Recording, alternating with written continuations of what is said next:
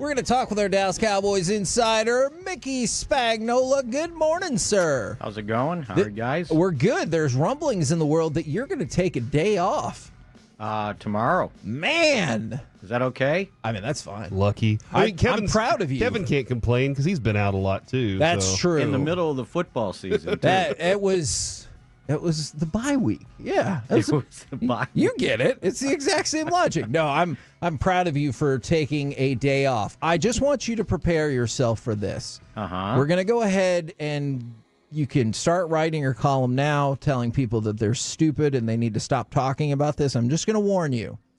Jamal Adams has been released by the Titans per his request. You And ready? it feels like every fringy Cowboys fan in the world is going to be like, hey, we've talked about this for 5 years. Now's the time to make it happen. And they're going to implore you, Mick, to make sure the Cowboys sign Jamal Adams. Will run right down the hallway, right? Yes. How come he got released? He requested to be released because he wasn't playing on the Titans. How come he wasn't playing? Because he's not good enough anymore. I was going to say, they didn't like him? Oh, no. We're on the same can't page. be. He's not good enough. So you think the Cowboys are interested? Oh, my or? God. Yeah, I think they are I don't interested. think that position is the problem, is Okay, it? all right. I think it's a little further up in front of those safeties. Yeah, exactly. And the linebackers. Yeah. I think we've diagnosed that, I think, pretty well. And, the linebackers have done a nice job. Now, they got to get Kendricks back on the field, right? Yep. But you know what? Damone Clark played one of his better games. I could see that. From a production standpoint. Yeah. Now, I don't know how well he did setting up, the changes after you get the call in. Because, look, me and you can get the call in, right? Yeah. Get it in our helmet. Yeah. And we repeat it.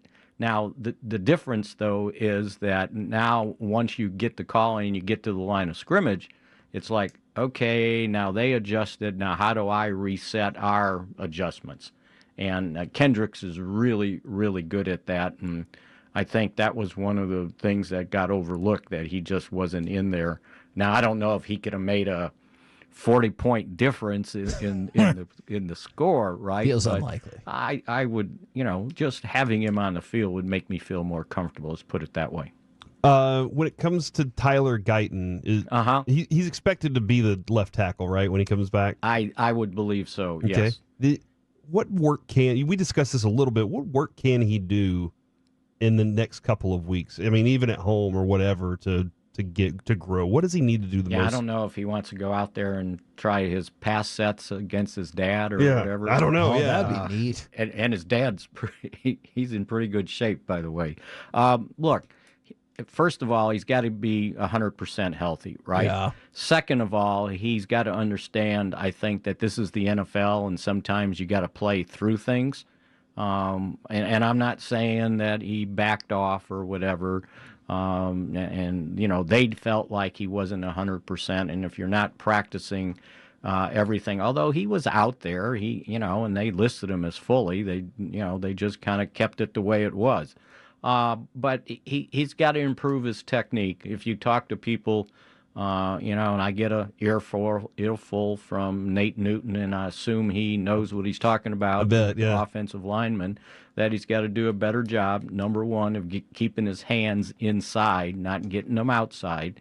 And number two, just keep his feet moving. He's got good feet.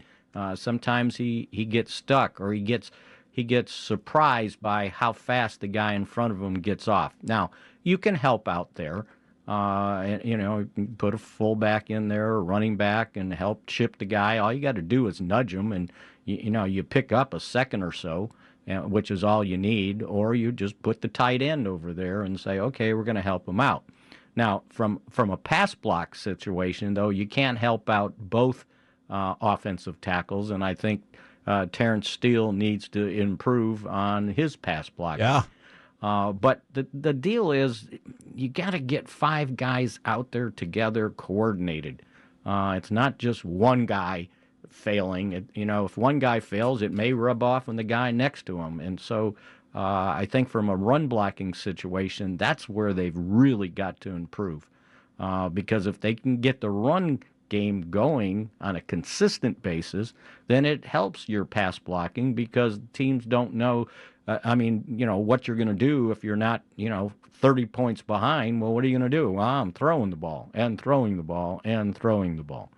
I just think their deal is they've got to get this offensive line coordinated and get it healthy. Now, I'm sorry if you shared this story on Tuesday and I missed it, but I just saw your column on DallasCowboys.com where you recapped a story from 1989 about a time that Jerry Jones was pissed off at you.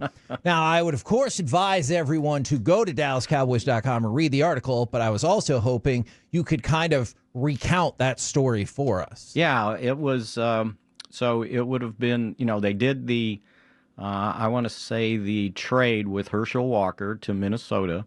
It was on a Thursday. And so we got the results, what the trade was for. But they didn't specify immediately that the 4 guys they got from the Vikings, who were basically like a sack of potatoes from a quality standpoint, that they were tied to draft choices. So when it first came out, it was initially just the players. And you're like, seriously? And at that time, we thought that was the best player the Cowboys had on that very bad roster team, whatever. And we really didn't know that Jimmy was just kind of not into Herschel Walker's running style, kind of straight line, doesn't make anybody miss, wants to run over anybody. So anyway, on Friday, and I think it was on Channel 21, somebody produced a roundtable of the beat writers, columnists, to talk about the trade. And we basically panned it. Like, what are they doing? Do they know what they're doing? They didn't make a good trade. Well, somebody ends up running this rumor that Steve Walsh was part of the trade, but it wasn't going to happen until after the season. He was included in the Vikings. Well, I found out, and I think most of us did, that rumor was really bad. It was not true. And so on Saturday, the editors at the paper asked me about it, and I said, no, it's not true. I found it out. There's not even any sense, writing about it or talking about it. Well, we need Jerry to comment on this. And so I got forced to call Jerry. He had watched the TV show, right? And so I called and I told him, and he sort of just let me have it. One up and down and around, and I was sitting there kind of taking it, and we got to the end, and I said, okay, but would you like to comment on what I asked?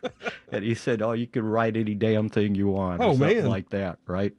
And so I did. Right, and so I earned very early the wrath of Jerry Jones, right? And I guess things got overlooked, because I'm kind of still here. It's he like liked that you stood up but to it's him. part of the job. Yeah, Sometimes I agree. You got to face the music. Sure. I always said, especially if you're going to write columns, that if you kind of rip a player or, say, talk about how bad he played or anything, you better be in the locker room the next day and let him have his say if he wants to say something, right? Yeah. You had your say, let them have their say.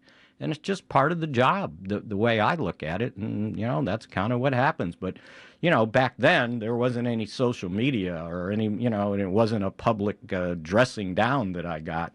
And, in the end, he was right, other than not understanding what the question was that I was trying to ask. But that's, that was done before. I could remember in 87 when at the Times Herald we were getting to write about what was going to go down with SMU and kind of pointing the finger at who, was responsible.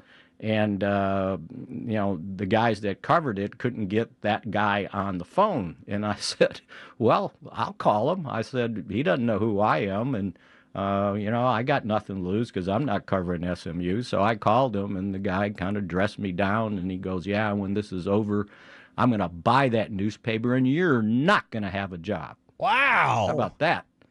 And I said, well, I didn't do so well. But anyway, it's just, I mean, it happens. Said, good luck. Newspapers are going to be worthless 25 years. 40 years from now, you're not going to have a newspaper, right? But yeah, but you got to kind of have to face it. It's part of the job.